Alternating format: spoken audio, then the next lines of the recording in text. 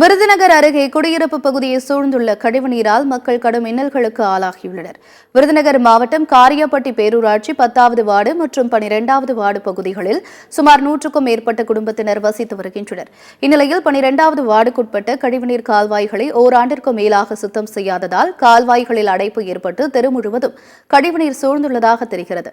இதுகுறித்து அதிகாரிகளிடம் பலமுறை புகார் அளித்தும் எந்த நடவடிக்கையும் எடுக்கப்படவில்லை என்று குற்றம் சாட்டும் அப்பகுதி மக்கள் கால்வாய்களில் ஏற்பட்டுள்ள அடைப்பை சரி செய்து கழிவுநீர் தேங்காதவாறு பேரூராட்சி நிர்வாகம் நடவடிக்கை எடுக்க வேண்டும் என்று கோரிக்கை விடுத்துள்ளனர். திருச்சுழி ரோட்ல தாலுகாசுக்கு பின்னாடி 12வது வார்டுல சாக்கடை தேங்கி நிக்குது.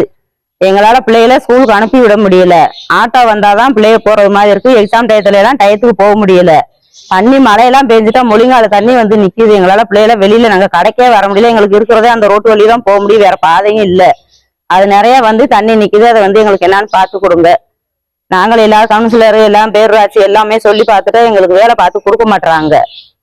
பாக்குறோம்ன்றாங்க, வேலை இன்னும் ஒண்ணுமே பார்க்கல. சாக்கடை நிறைய நிக்குது. கொசு தொல்லை தாங்க முடியல. அதனால எங்களுக்கு பாதிப்பு கொடுக்குறது பார்த்து கொடுங்க.